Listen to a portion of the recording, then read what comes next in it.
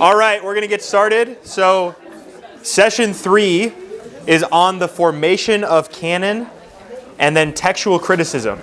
Now, if I'm honest with myself, this could turn into 2 sessions. So, I will see how we pace through the first part of it, and then we will see if we, break at the 15-minute mark or the 20-minute mark, or if I'm really well behaved, we will be able to get through this all in like 25 minutes. That's my hope. So it's because it's 2 topics. It's really 3 topics. It might be more than 3 topics. It's a number of topics that I'm trying to condense into one cohesive thought, and each of them is kind of their own subdiscipline. So let me start with just the first part of that, the formation of the canon. And that's another word I should probably define for you. Canon is just a transliteration of a Greek word, canon, which describes a reed. And it's like eventually it's a reed of a certain length that gets cut to be a standard unit of measurement. And then later, canon, that same Greek word, refers to a certain unit of measurement that is used from those rods, basically. So, like we would say, a yardstick is a tool of measurement. That's basically what a canon is for the first century world. And so it begins to take on what we would call a metaphorical flavor, meaning it's a standard or a unit that is to be the measure of other measures. It's a standardizing unit. And so when we talk about the canon, we're talking about those books which are standardized and united in that standard. And those books which are outside of the canon do not fit that same standard or that same criteria. So a canonized book is a book that carries with it additional norming power. This is something Brian's going to talk about in his session as well. The canon is the rule that everything else gets judged by. So first I want to talk about the New Testament canon. And the reason I want to start there is because I think it's a little bit easier to understand how the New Testament canon forms. And then we're going to jump backwards into the Old Testament and talk about how the Old Testament canon forms. So in the New Testament canon, we don't ever have this moment in time where the church sits down and says, we have these 27 books, and these are the Bible. At no point in time does some council sit down and say, we vote, these are Scripture. The earliest that happens in the history of the church is after the Protestant Reformation. The Council of Trent, which responds to the Protestant Reformation, sits down and votes and says, we include all of these books in the Bible, and they vote to include a certain section of books which we Protestants would call the Apocrypha, the Catholics would call the deuterocanonical books. And that's really the first time a council throws its weight behind any list of books in the New Testament, and even with the Old Testament. So how do we get the New Testament canon? Well, we get the essential core of the books because of other controversies that happen in the life of the church. So for instance, when there's an early church heretic whose name is Marcion, who goes around and who says, I think that Jesus is different than the Old Testament God. I think that the Old Testament paints a completely different caricature of any kind of deity. And so what Marcion does, he rejects the whole Old Testament as uninspired. He receives an edited version of Luke's Gospel, a version that he basically probably edits himself, and certain other New Testament letters, and he says, these are the authoritative books, nothing else. Well, Melito of Sardis writes against Marcion and says, Marcion rejects books which otherwise the church has received. And his false teaching is based on the fact that he says, these books, I'm not in submission to their authority. I'm going to pit these books against each other. So Marcion's heresy is what produces an early list, if you like, of the canon. Now, as much as I would like that list to be the same 27 books of the New Testament that we have, it's not. And actually, the list that we have from the early councils of the church, for example, at the Nicene Council, when Athanasius writes in defense of the Trinity, and they vote in defense of the Trinity, they include with that a Nicene list. It really is Athanasius' list of inspired books. But even those books aren't the exact same as the 27 that we would hold today to be the inspired set of books.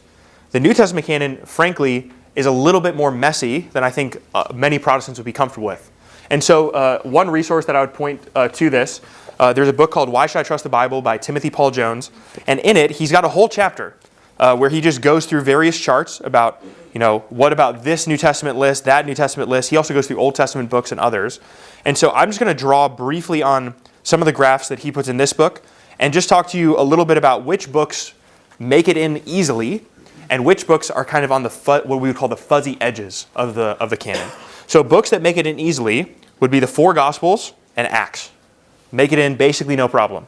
When we're talking about the New Testament canon, those books are always in every canon list. And again, this is not the church sitting down and voting. This is the church fathers in dialogue with each other and in dialogue with false teaching, referencing certain books with a certain kind of authority.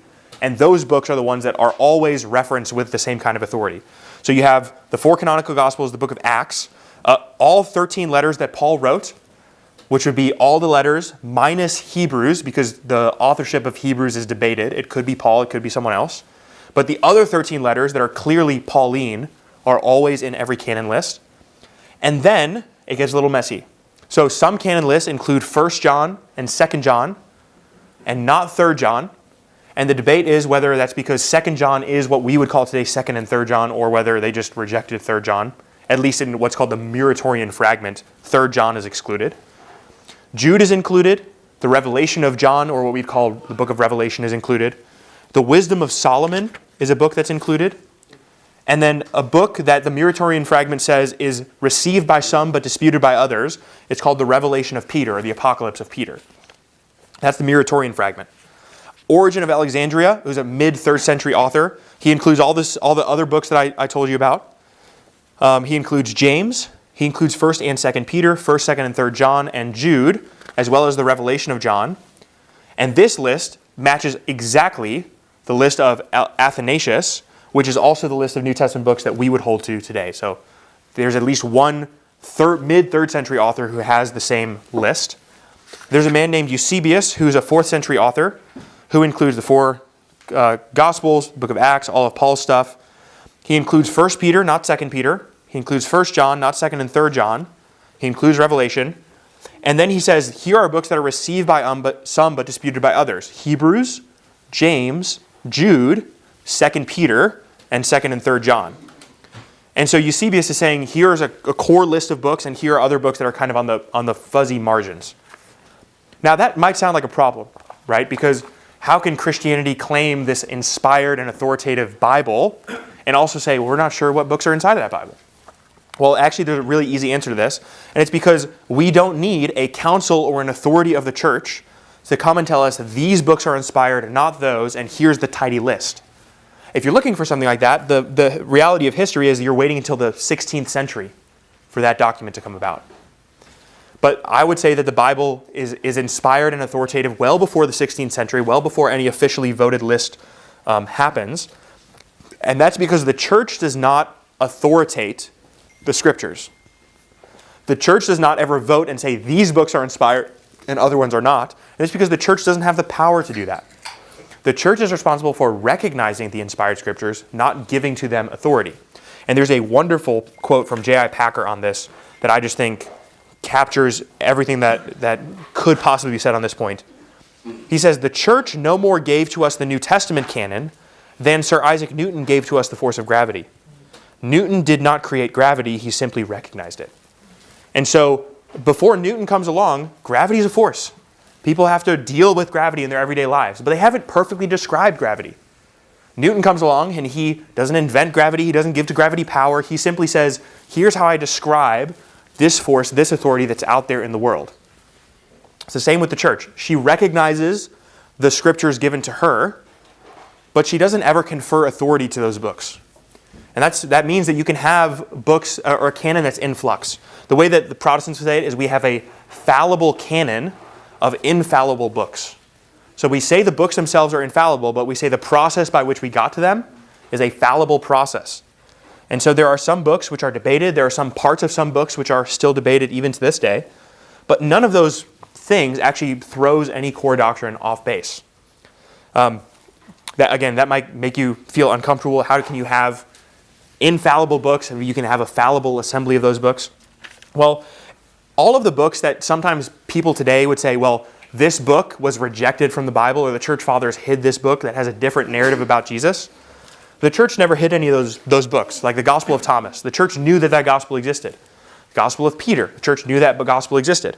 They simply rejected it. They said these books do not carry with them the same authority that other books do that we have received. There's helpful books that are rejected. For example, there's a letter called First Clement, which is written by a pope in Rome, what the Catholic Church will call a pope, but we would just say is a bishop in Rome. Bishop Clement. I call him Pope Clement because it's all Catholic history that talks about this guy. But he writes a letter called First Clement to the churches. And in First Clement, he writes with a certain kind of authority, with a certain kind of intensity, similar to Paul. But the church never received Clement's letter as Pauline. It has a different weight and authority behind it. It's a helpful book, one that Christians should probably read, but not inspired. Similarly, there's a letter called The Shepherd of Hermas, which many Christians said, actually, we think this book should be in the canon. And on these canon lists that I just mentioned, The Shepherd of Hermas is listed as a book to be used in private reading, but not in public worship. So it's a book that they would say is helpful for the personal Christian, but it does not rise to the authority of Scripture. So it should not be read publicly as though it is Scripture. Similarly, in the New Testament at least, there's a second century document called the Didache, which is simply the teaching of the church. Helpful document, one you should read. It talks about a ton of stuff like Christian discipleship, catechism, baptism, all this kind of stuff. But it's not inspired, and no one ever says the Didache should be read in church like the other scriptures.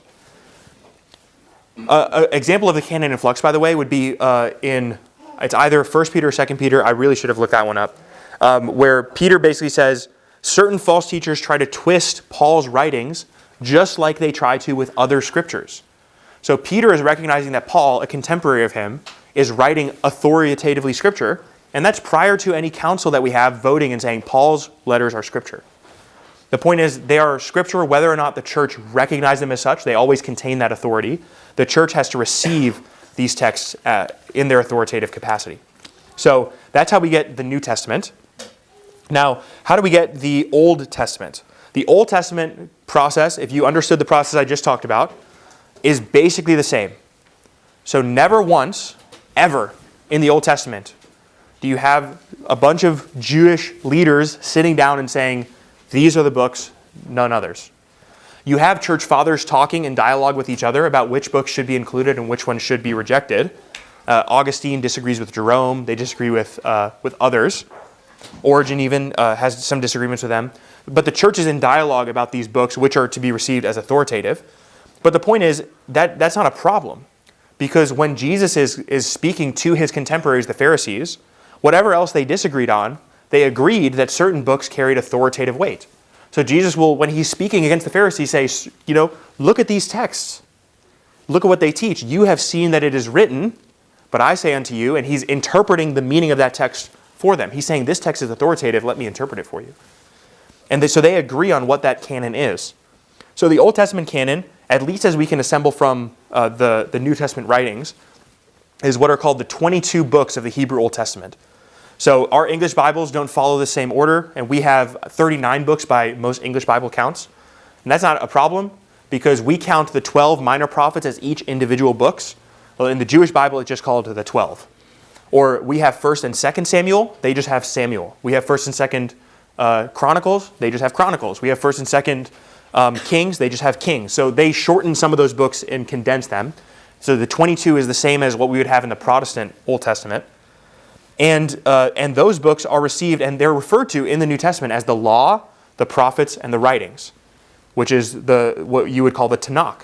The Torah, the law, the prophets, the Nevi'im, Tanakh, and the Tanakh, the writings, is the Ketuvim. Those are wisdom literature. So the Psalms, Proverbs, Job, other books fit into that. And Jesus says, you've seen what is written about me beginning with Moses and all the prophets. He reveals to them the things in Scripture concerning himself. So the New Testament refers to the Old Testament canon in the Hebrew manner, referring to the Tanakh. We would reject those books that do not fall into the Jewish Scriptures. So books like the apocryphal books, like 1st and 2nd Maccabees, Tobit, Ezra's, Judith, we would reject because the Jews never received them as authoritative Scripture. In the Council of Trent, they vote on those books and they say these are authoritative Scripture. But the point is, even Catholic bishops and popes and theologians disagreed with those.